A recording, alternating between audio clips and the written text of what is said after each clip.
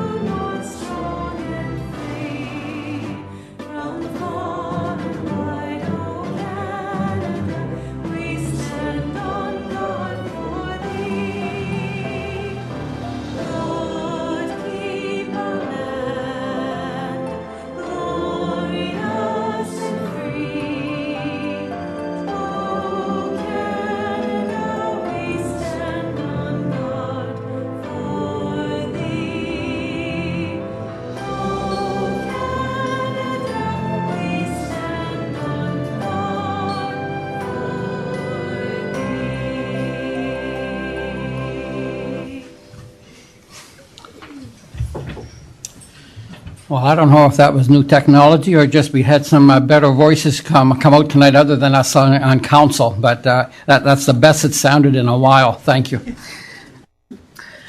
Okay, approval of agenda. Now I go back to here.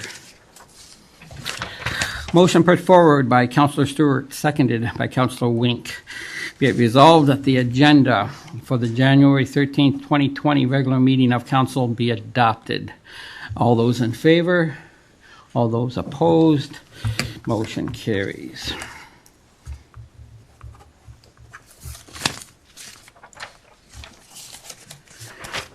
Motion put forward by Councillor Hildebrand, seconded by... Disclosure of pecuniary interest. Oh, sorry, I always forget this.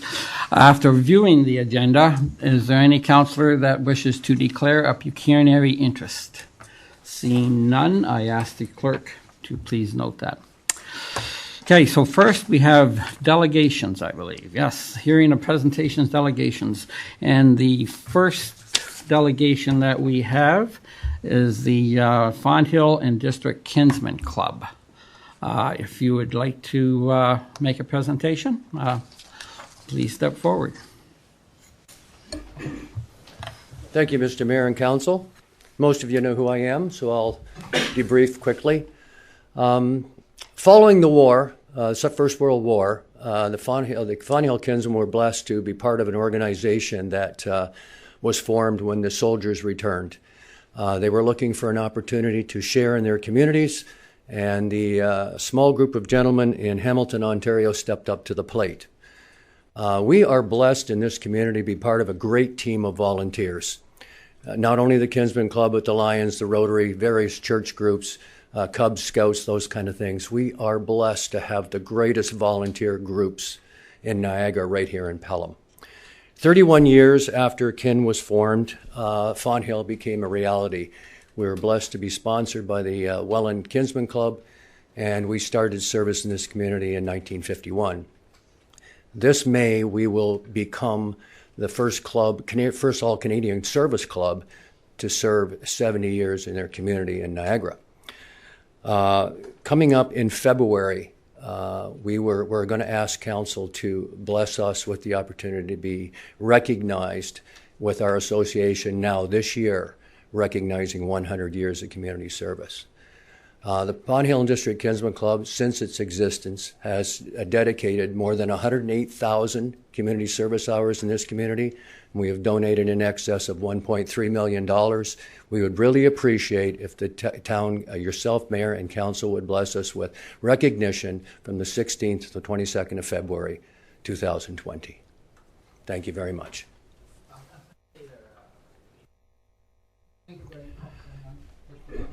Thank you very much for that presentation, and everyone sitting at this council table. We realize what a valuable addition that your club is to the town. I know we've come to you with various projects, said, hey, can you help us out? Well, you didn't. You did the project.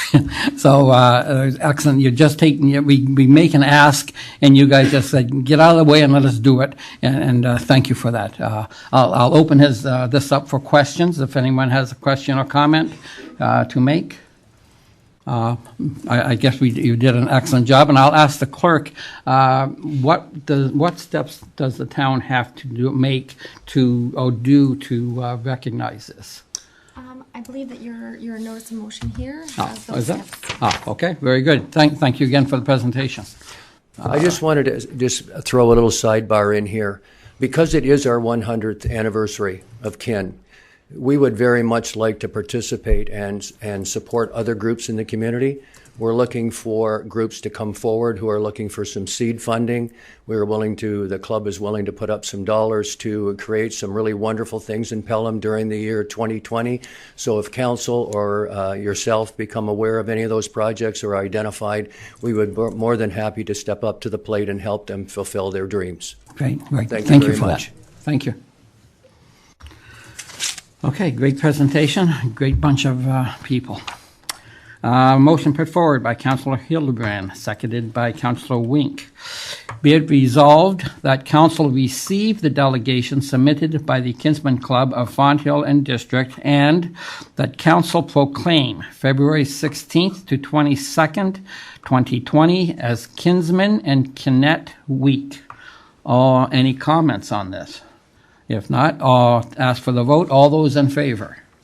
And any opposed? Of course not. Thank you. A unanimous decision. Thank you.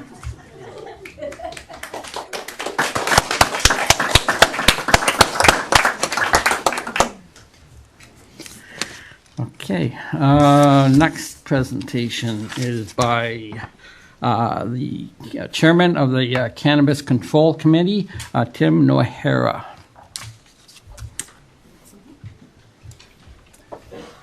Thank you, Tim, for coming out tonight. We'll find it. I have a stick just in case.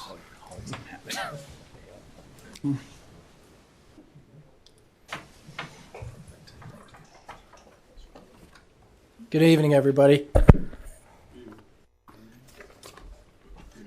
So I'm here on behalf of the Cannabis Control Committee just to give you an update. So it's our 2020 first of the new year update. The agenda I'd like to talk to briefly is just to fill you in on what has transpired since our last update to Council, which was on the 18th of November. I'd like to talk a bit about our revised plan, and I'd like to forecast our regulatory framework, our proposed regulatory framework. So what do we hope to achieve with our revised plan? Talk about a revised schedule and assistance that is needed from Council. So following that order, since the 18th of November, we've received legal advice to assist our work. We've advanced our research. We've had 3 challenges now in relation to cannabis, and we haven't yet passed any bylaws. And I'd just note, and I think the committee would note, that that's not really to be surprising. We've researched and debated various approaches to how to develop coexistence rules, and we've unanimously, as a committee, decided on the approach, the revised plan that I'll be presenting tonight. So our revised plan uses an odorous industries nuisance bylaw. So it uses a nuisance bylaw. Cannabis is part of this, in concert with an amended zoning bylaw for direct mitigation against the adverse effects that we're experiencing today, presently. And I'll define what I mean by direct mitigation in a minute. We're also going to use the official plan amendments and a small amendment to the site plan control bylaw, coupled with previously approved bylaws, offense, fortification, and development charges bylaw that have been brought to you by staff and endorsed by council. So we're going to use those as well to deal with direct and indirect mitigation. Before I describe our forecast and what we hope to achieve, I'd acknowledge that the mayor has been at several of our meetings, and we welcome that.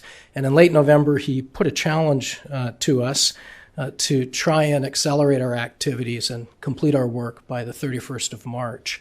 And we informally at that time accepted that challenge, but I'm happy to say that we believe we can meet that challenge, and the plan that I'm going to share with you today reflects that.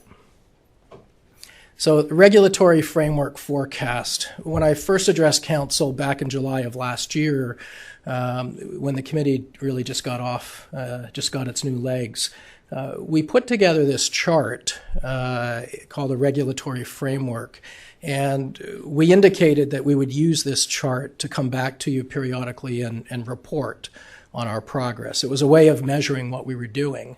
And across the top of that chart are the various adverse adverse impacts that members of the community have experienced, from odor and light to numerous other issues.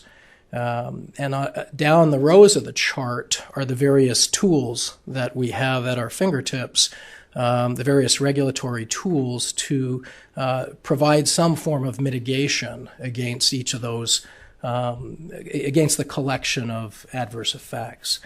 And what our revised plan will do is it will use, in particular, this odorous industry nuisance bylaw, so I'm here in the middle row, to directly impact odor and light concerns. And if you just look at my legend at the top, a green arrow means it's a green check mark means it's a direct impact. So we're tackling the adverse effect directly. And the yellow check mark means it's an indirect impact. And this is qualitative. And there are things we can do that will help, but they're not a direct impact. So we're using yellow and green, indirect and direct symbols to indicate what each of these controls will do.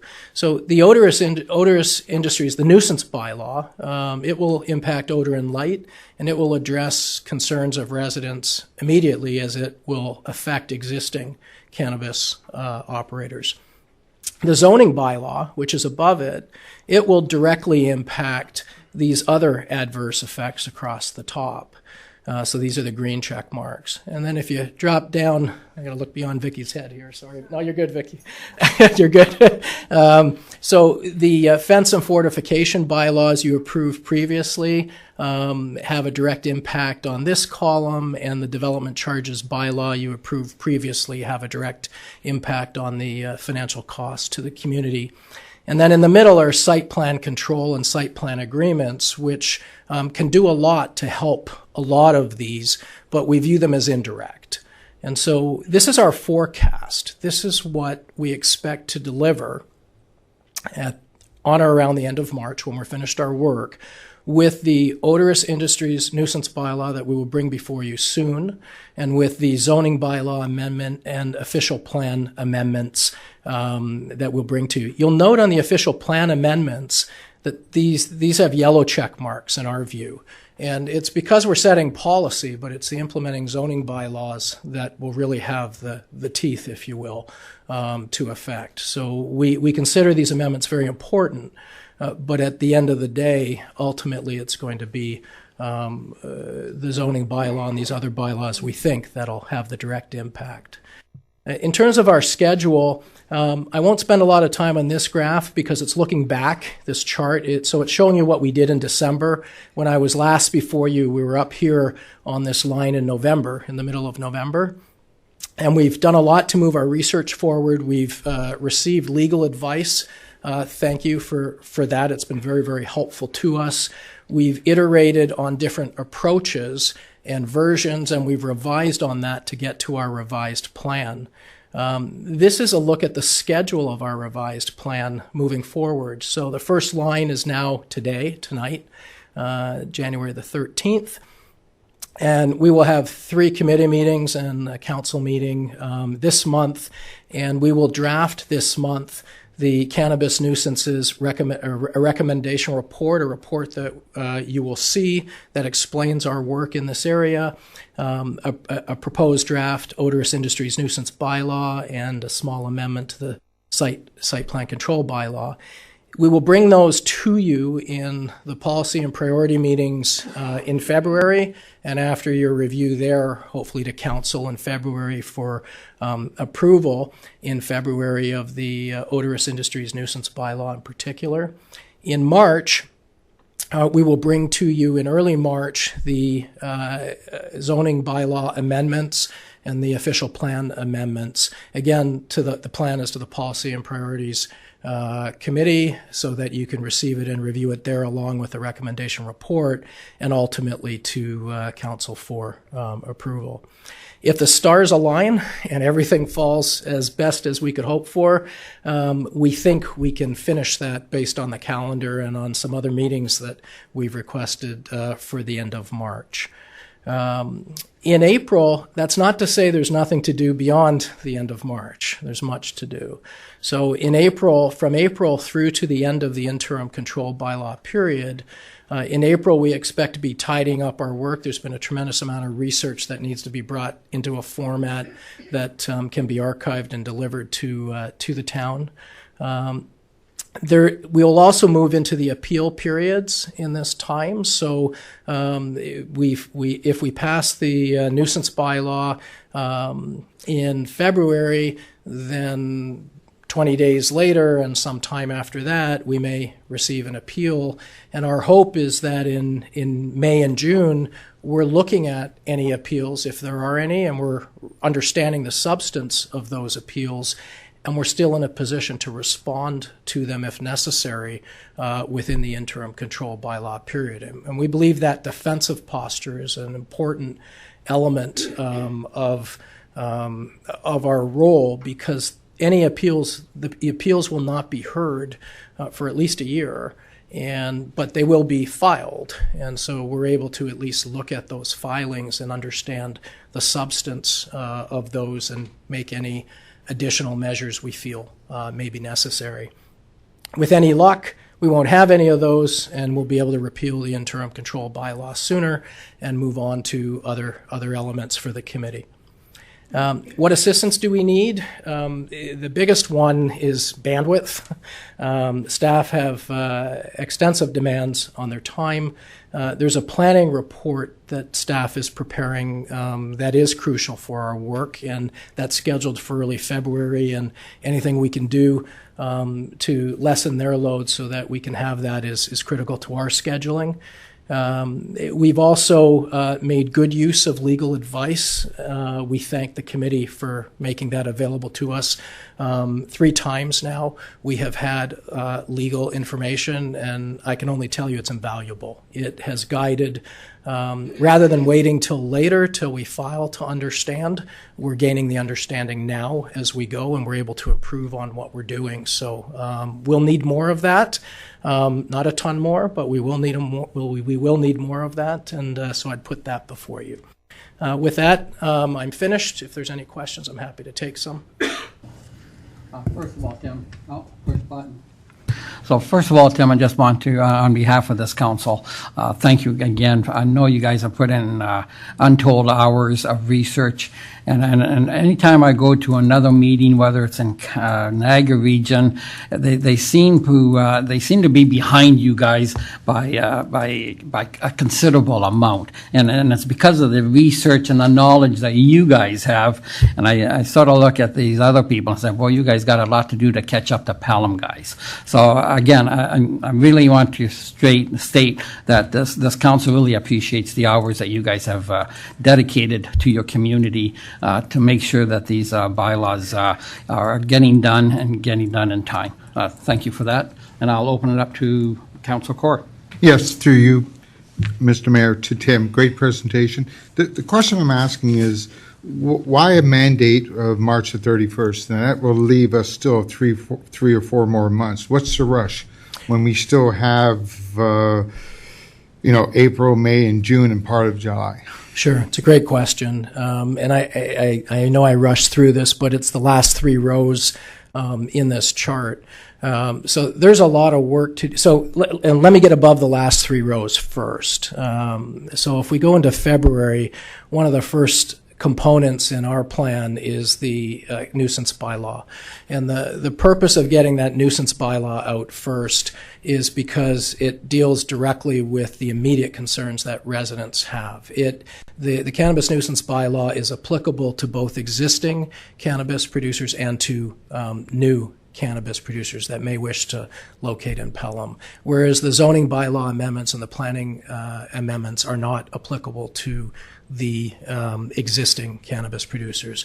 So that order is important. It also is important because if you look at the framework that we're forecasting, you see that we don't have any cover above the odorous industries nuisance bylaw. If those fail, if we get back feedback and those are appealed and fail, we don't have any presently in our planned cover over that to deal with those two issues. So these are an interrelated package that's been carefully engineered to anticipate challenges. We already have 3 challenges. We haven't done anything yet as far as our bylaws. So we will see challenges. So directly to answer your question, in April, May, and June, first of all, we've got a 20-day waiting period where we're waiting for any response to the bylaws that are filed. And then we're reviewing the filings, looking at the crux of the arguments of any filings, and then still meeting and responding. So we need some runway after the bylaws are approved in order to mitigate against a challenge without having an opportunity to pass something or revise something if necessary before the interim control bylaw period expires, as well as a lot of tidy up work before the summer break. Residents are certainly hoping we can move into an enforcement role on the existing for the existing facilities, and we can start working with them directly and encouraging them to help us reduce those adverse effects. Those effects are experienced most acutely in the spring and summer when people are spending more time outside. Again, it's giving us the opportunity it's not on the chart, in April, May, and June to work with helping transition the bylaw to enforcement guidance. And there's also some contracting in there. One of the enforcement components we will propose involves contracting an outside party to assist in an ambient monitoring program. So those are a few of the answers to the questions. And one more question. You're asking for legal advice and budget. Budget, dollar-wise? Can I reflect that to David or offline or however you want to?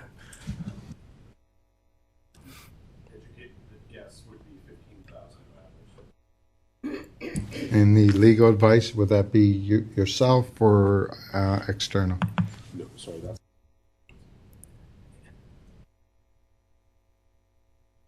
Is there anything else we could provide you?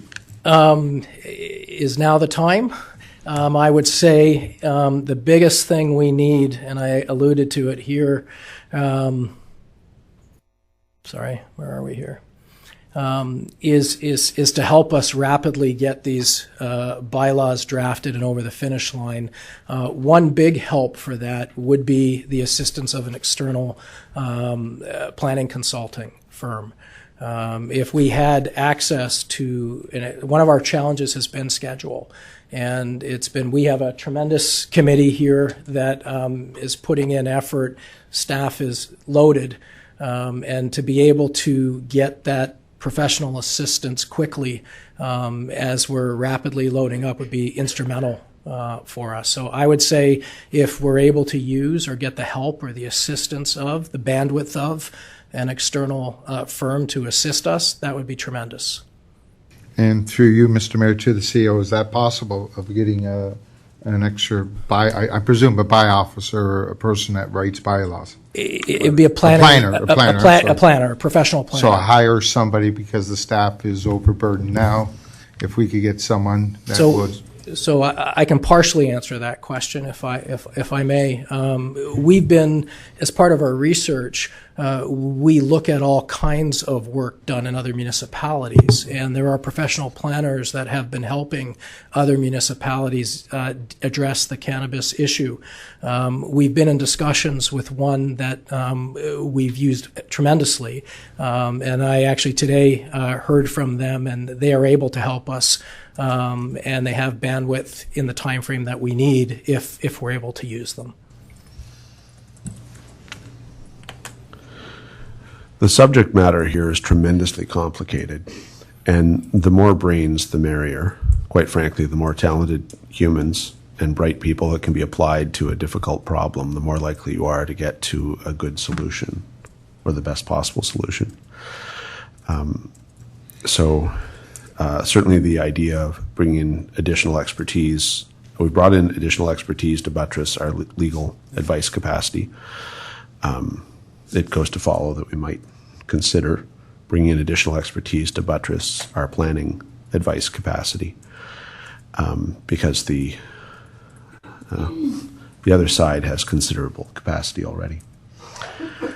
If it's the will of council, the way that can be accomplished is to authorize an expenditure of X dollars and instruct town staff to enter into a contract. The contract would allow for the planner to take daily direction from the Cannabis Control Committee, presumably, and presumably the chair, Sure. while we're at it, for simplicity. And it's better to have sort of one cook in the kitchen. And so, although the contracts with the town and the services provided to the town's the client on a daily basis, instruction could come from the Cannabis Control Committee, and council has a representative on the committee, being Councillor Chofie, so it still has some indirect influence over that. So through you, can I make that motion now that we, Unless Madam Clerk rules that out of order, I believe you can. go out and give them the tools to be successful? Second that. Okay, need a second. Oh, you're going to second it? I'll second that. Councillor Hahn, second it. Through you, Mr. Mayor, what I am hearing is that you would like to have council potentially waive the requirements to follow the purchasing policy, procurement and supplies and services policy with regard to hiring a professional planner to aid the Cannabis Control Committee and their work. That council would authorize the Cannabis Control Committee to proceed with selecting and hiring a professional planner, and that council would authorize a particular spending amount budgeted for the contract of those services, and that the town staff would be able to enter into that contract. And perhaps council may want to give a budgeted amount for that. And I'll turn to the CEO for his advice. Broadly speaking, I think your administration would be supportive of this being an appropriate time to waive the purchasing policy with regards to the potential quantum of monies to be made available. I would submit that one might reasonably expect to pay around $200 per hour for these services rendered. Something between 3 weeks and a month's worth of work puts the value of that in the ballpark of $40,000, plus or minus a bit. That's probably a reasonable figure. Okay. Thank you. So discussion on the motion. Councilor Wing. Yes, so through you, Mr. Mayor, $40,000 sounds like an awful lot of money, but the ramifications of if we don't get this right, it's going to cost us a heck of a lot more money. The entire citizens in Pelham, property values will suffer, but more than property values, that odor and that light has to get corrected. And an additional $40,000, I think, is warranted. Councilor Chofie. Yeah, through you, Mr. Mayor. We've had a public meeting in regards to the cannabis, and we've heard loud and clear from the residents of this town. They'd rather see us getting this thing right. It could cost us a lot more than that after. I think $40,000 is fair. I would like to make it, just in case we go over, to give the CAO the permission to okay an additional 10,000 if we needed it. So we're at a round number of 50,000. We would do it the most efficient way as possible. But let's say we needed a few extra dollars, and when we had to, there's no council meeting, we can't come back here. We authorize the CAO to give us permission for additional funds, if that's okay with my fellow councilors. Any comments on that comment? Councilor Stewart. I think that's a worthwhile suggestion. This is our one opportunity to do this and do it right, so we can't, try to save $2 on it. It's gotta be done right. Okay, very good, thank you. Do I have a seconder for that? Pardon? Do I have a seconder for that? Oh, so seconder, John Wink, Councilor Wink. So would that be considered an amendment? These would all be amendments, Yes. yes, through you, Mr. Mayor. Okay, so we have to start voting So on we would these. have to start voting. The first amendment would be that the CAO be authorized to approve additional funds in the amount of $10,000 should the Cannabis Control Committee require. That was put forth by Councillor Chope and seconded by Councillor Wink. Okay, so we'll vote on that first. Please. Okay, so the one we're voting on now is to give the CAO the power to go to additional 10,000 if needed. All those on that amendment? All those opposed? Okay, that amendment carries. Okay. The second amendment would be what I had previously read. I'll read it again into the record. Be it resolved that council hereby waives the requirement to follow the purchasing policy, procurement of supplies and services, with regards to hiring a professional planner to aid the Cannabis Control Committee in their work, and that council authorize the Cannabis Control Committee to proceed with selecting and hiring a professional planner, and that council hereby authorizes the Cannabis Control Committee to spend a maximum budget of $40,000 on the contracted professional services, and that the mayor and clerk shall have the signing authority for the contract or documents required to retain said professional services. Okay, so any questions on this amendment? Not seeing any, I'll call the vote. All those in favor? Any opposed?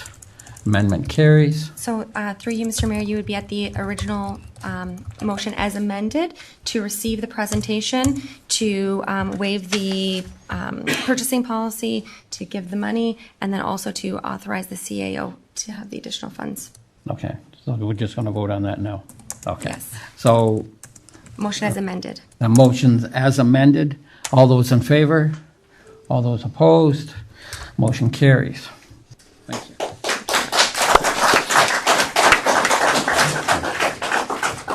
Well, clearly that was the right call. Next. Any other, yeah, go ahead, Mike. Yeah, through you, Mr. Mayor. Also, in the presentation, it did say a little bit more legal advice and budget like that. Right now, things are going good. We usually ask our legal questions through the CAO to go through. Is there an opportunity that we could get the right to go directly to our legal team in Toronto for questions and still go through our CAO so everybody's in the loop? Instead of sending our questions to you, can we contact Aaron on our own if need be?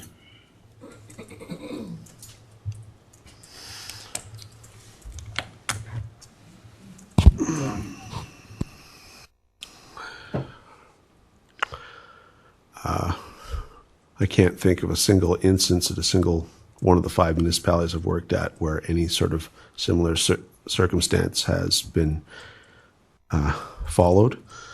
An advisory committee has no legal standing and is not part of the corporation, the town of Pelham. Also, it cannot offer privilege or contain the privilege. So in short, no. Okay, through you, Mr. Mayor, can we put in this thing, if we need any advice, we'll send our questions off to the CAO to get a response within, say, 48 hours? Would that be fair?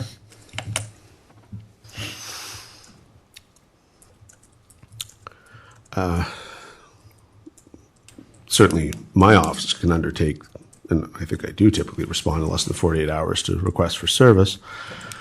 I can't make guarantees that our external legal counsel will get back within 48 hours.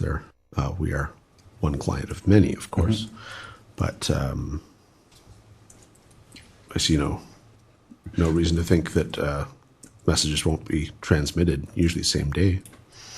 Okay, yeah, they've been pretty good at answering all our questions on a timely basis now, so I can't see why they Yes. would take on. So then we'll go through that route then. Okay, good. Any other comments on the presentation? Okay, Tim, thank you. If I could just make one comment. Go ahead. Can committee members who are here please stand? Don't be shy. I know they're humbled, and thank you for that vote of confidence. We appreciate it. Thank you. Thank you.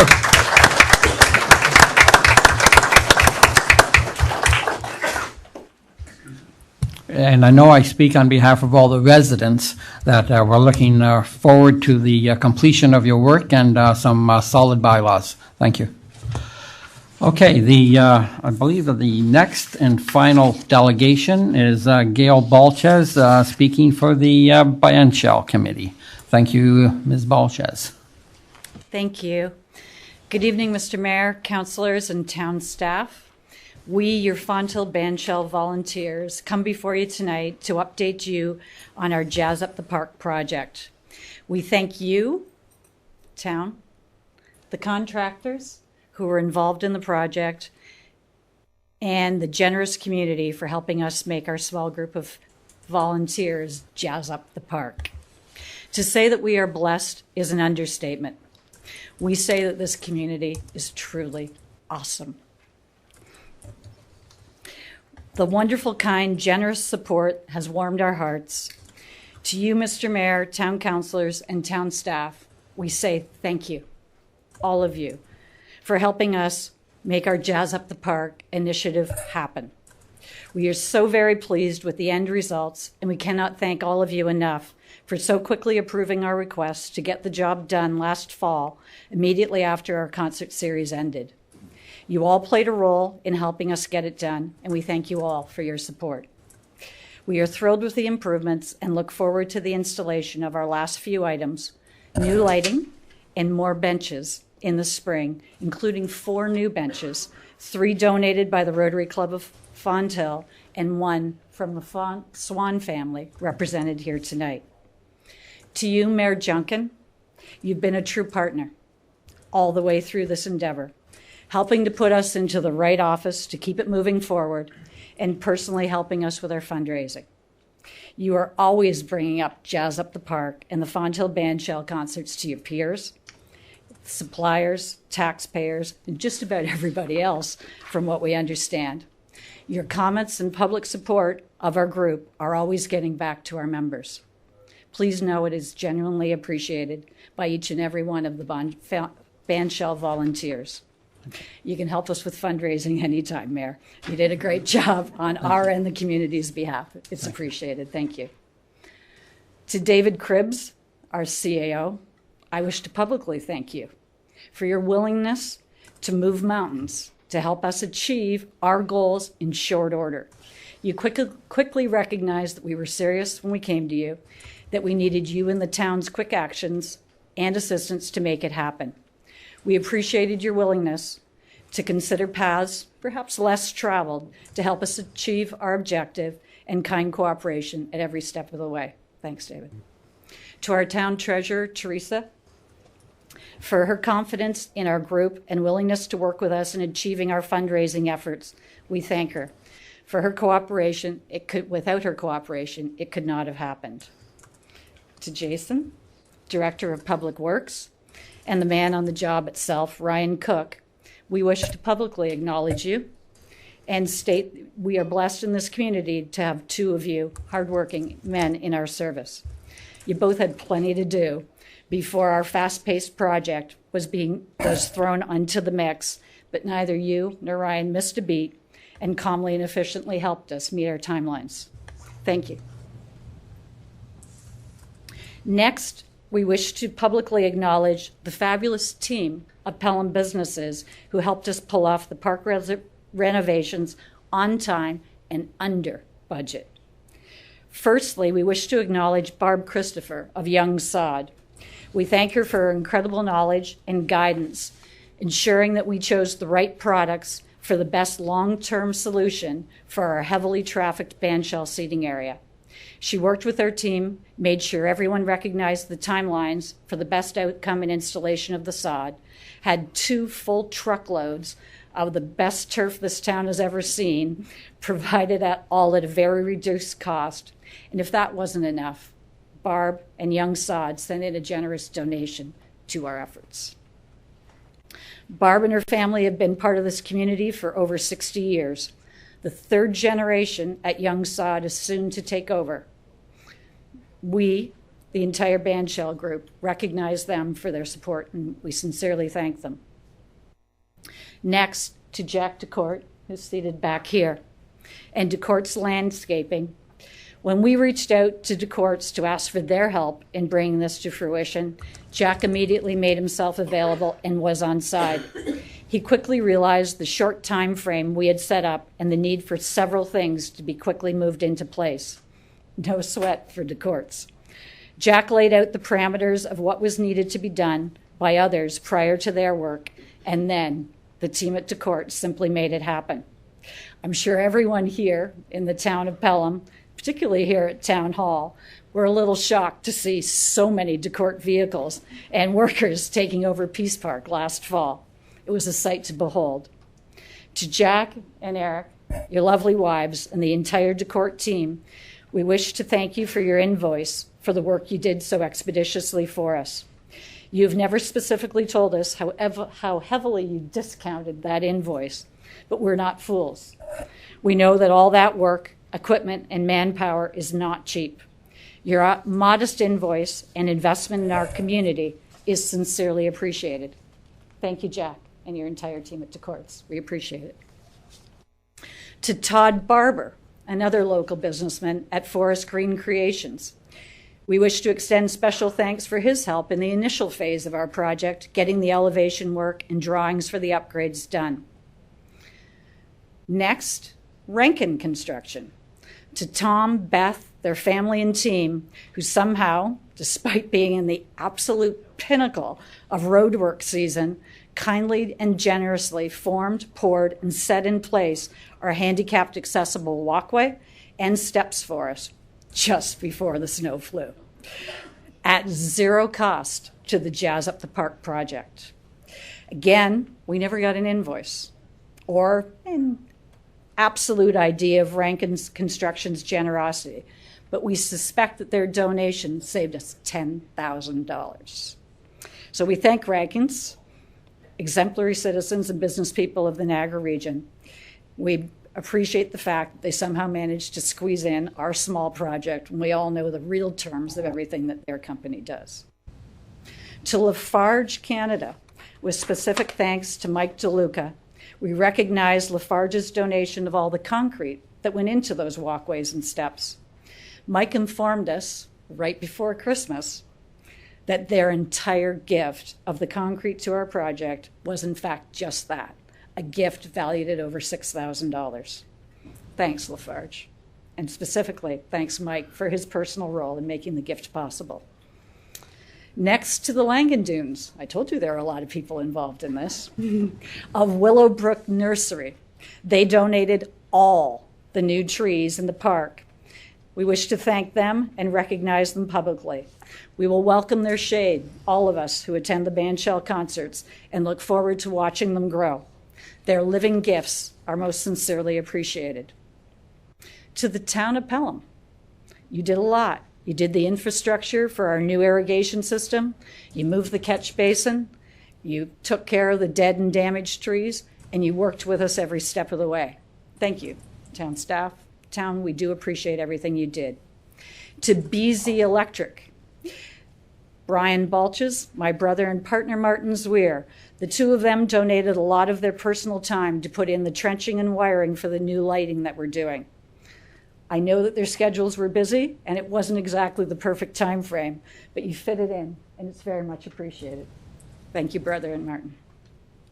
To Nature's Own Landscape and Design, we thank their team for helping us lay all the sod. It was truly appreciated, and the extra people were a great help. So as you can see, it was a lot of local people who helped us get this park done. And we're truly thankful for all who participated in Jazz Up the Park improvements. We had local businesses, Tim Hortons and Sobeys, who kept the team fueled and fed on sod laying day at no charge to our group. So on behalf of the scores of people who came to lay sod, we say a big thank you to those two. To our kind donors who supported the Jazz Up the Park initiative by opening their wallets, we want each and every one of them to know that it has truly been a heartwarming fundraising effort for our entire band of red-shirted volunteers. We thank everyone for every dollar we so kindly received and would like to publicly acknowledge tonight the significant donors who will be recognized in our permanent commemorative granite installation. To date, we have received the following commitments. In the $10,000 to $25,000 category, we've received a donation from Lookout Ridge Retirement Home here in Fonthill, the Taylor Foundation, and in-kind Rankin Construction, and of course, DeCourt's Landscaping. In the $5,000 to just under $10,000 category, we've received donations from the Rotary Club of Fonthill and from the Fonthill Bandshell Concert Group themselves. We've also, in that category, received, of course, Lafarge's donation in kind and the town of Pelham's in kind work. Special mention must also be made to Young Sod for their in kind work and the donation that they've committed to us. In the $1,000 to just under $5,000 category, we've received donations from the Royal Canadian Legion. Rick Hatt, I know, is here tonight from the Legion. Thank you, Rick, and the entire board there. From Sobeys Fonthill, we received an anonymous donation, a Ms. McPhail, the Gretzingers, the Davises, the Voice of Pelham, the Warden family, Country Corner Market, Pelham Hills Dentistry, BZ Electric, in kind, Willowbrook Nursery, in kind, the Swan family, and Forest Green Creations, as well as in the $500 to just under $1,000. We also received additional funds from Welland Toyota, Pelham Art Festival, Mirando Family Dentistry, Noreen Casson, the McFarland family, PharmaChoice, Nick's Cleaners, Penn Financial, Peace Park Dental, and Len Doyle. As I previously said, we are a community truly blessed. We thank you to all who supported our initiative, and we're pleased to say that we're almost complete. We just have the benches and lighting to be installed in the spring. We appreciate the new benches that are going to be included through the donations of the Rotary Club and the Swan family. We are now presently at 75% commitment for the monies we need to fulfill our objectives. We have a few more donors that have expressed intent, but we don't have firm notice at this point. But we're almost there, and we're confident that we will reach our 100% or more of our initial objective as we continue to fundraise through 2020. Any monies raised beyond our hard costs will go towards the ongoing maintenance of Peace Park and the bandshell. Lastly, and again, we say thank you to all who were involved. It is appreciated. Our group couldn't be happier. And we'd like tonight to recognize all of you as bandshell boosters with a commemorative button, if we may. May we approach, Mayor and Council? Of course.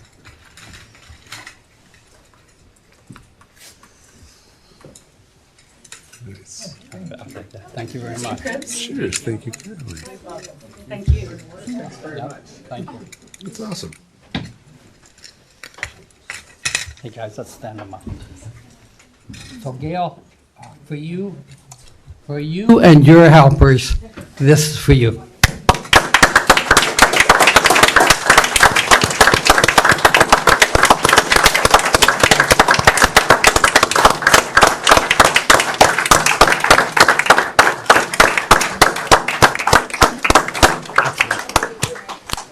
Nope.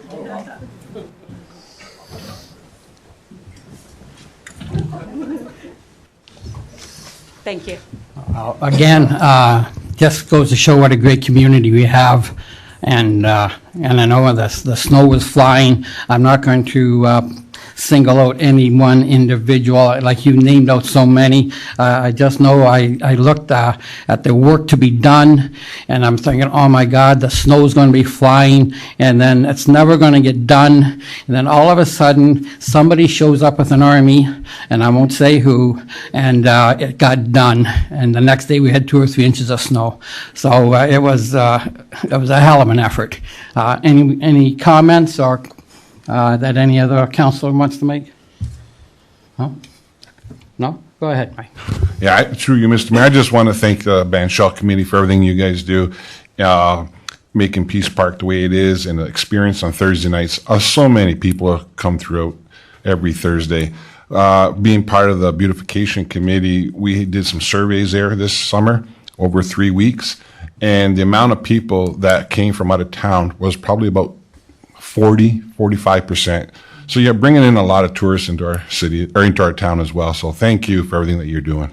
Appreciate it. That's it? Okay, thank you again, everyone who partook of that project. You walk through there and a $1 million look. Thank you again. Thanks. Thank you. Have a resolution motion put forward by Councilor Hahn, seconded by Councilor Kaur. Be it resolved that council received delegation by Gail Balches, Chair of the Fawn Hill Band Shell Committee, for information. All those in favor? All those opposed? Motion carries.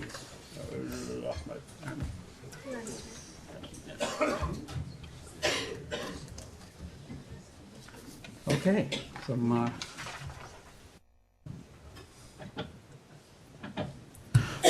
some great delegates tonight for sure.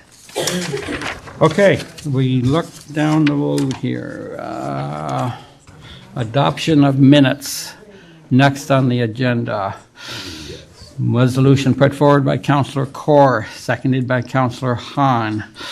Be it resolved that the following minutes be adopted as printed, circulated, and read. C-21/2019, regular council minutes, December 16th, 2019. Number 2, special council meeting, -41, 2019. Special council minutes, December 16th, 2019. After viewing these minutes, any counselor have any comments or questions on them? And not seeing any, all those in favor? All those opposed?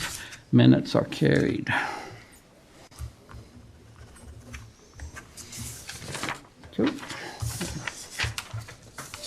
Oops. This the right one, Holly? We are on, if any counselor would like to lift any items. Okay, we're at the consent. Yep. Okay, so counselors, we are at the, oh, that's the wrong one. There we go. We're at the consent agendas. Does any counselor wish to pull any item in the consent agenda? Yes, we do. We have Councilor Hildebrand. Through you, Mr. Mayor, I'm lifting item 9.5.2. Okay, thank you. 9.5.2. Okay, any other counselors? Not seeing any. So just, so we pass this and then come back, isn't that right? That's correct. Yes. I save and accept the 9.5.2. Okay. So be it resolved that the consent agenda items listed as items as listed on the January 13th, 2019 council agenda be received and the recommendations contained therein be approved as applicable, except item 9.5.2. All those in favor? All those opposed? So those are done. And now, Councillor Hildebrand, if you would like to speak to that item. On item 9.2, I'd like to prepare, I've got a motion prepared for that.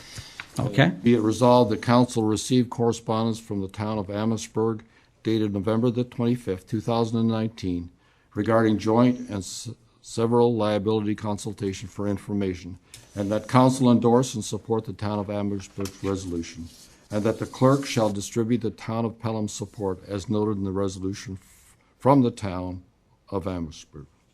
Thank you. And, Miriam, you second, Councillor Stewart? Okay, thank you. Debate on this motion. Perhaps Councillor Hildebrand, you can address it? Yes, when you read this, this is a request from the Ministry of the Attorney General to the municipalities with regards to the joint and several liability situation in the municipalities, and possibly the CAO can provide us the legal definition of what exactly this represents. Mr. CAO? In tort law, which is the law that covers personal injury in the province of Ontario, the current legal regime is set up so that if someone gets hurt,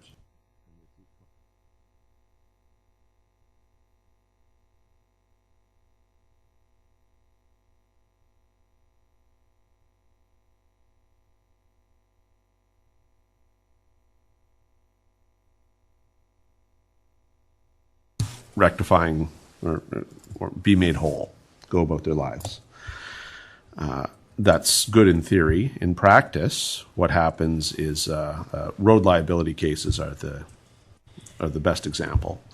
If the municipalities, two cars get into an accident and one driver is 60% at fault, one driver is 39% at fault, and the municipalities say 1% at fault, to make it easy to the person who's injured, they're allowed to collect from whomever they want. And if the municipality is 1% at fault, they can choose to collect all 60% of the money from the municipality, and then it's up to the municipality to chase the other driver to get back the other 59.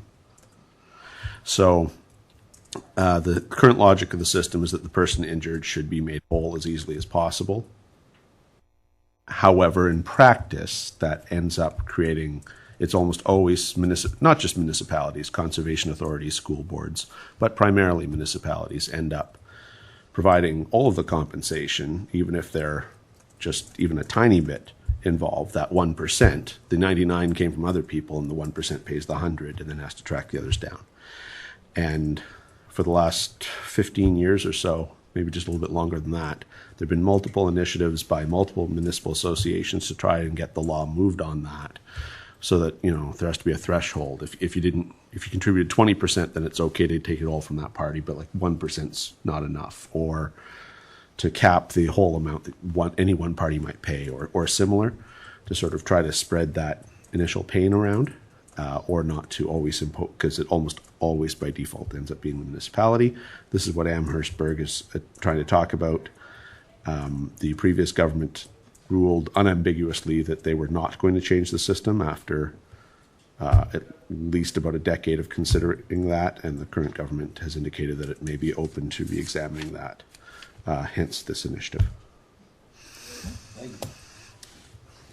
Any other words from you, Councillor? No, I know from the comments made here and the industry I've been involved with, claims, I'm sure, are increasing, and it has a direct effect on our insurance premiums. And therefore, I think this is a very good initiative. Thank you. Any other comments from any other councillors? Not seeing any, I'll call the vote. All those in favor of the motion? All those opposed?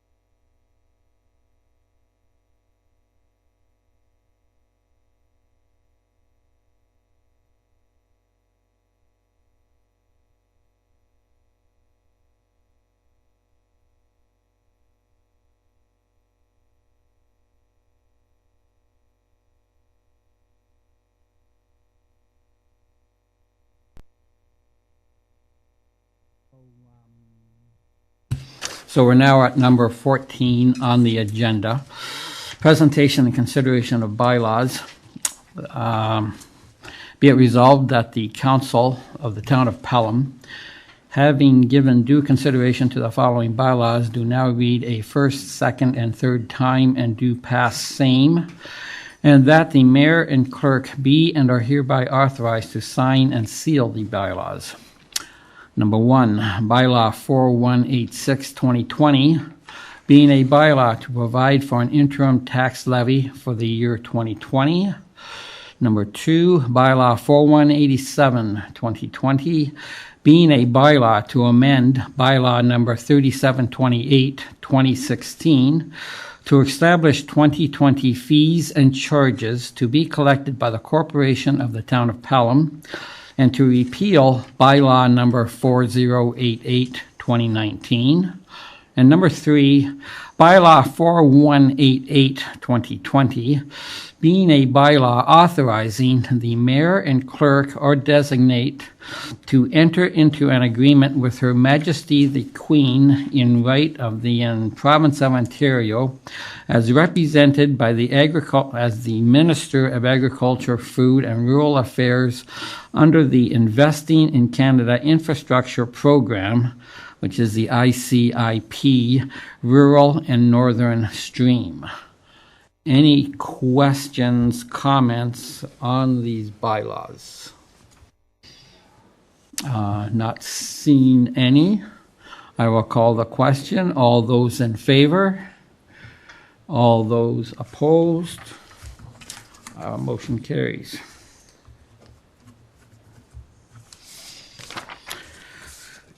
Now, where are we here? Number 14, that was it? Okay.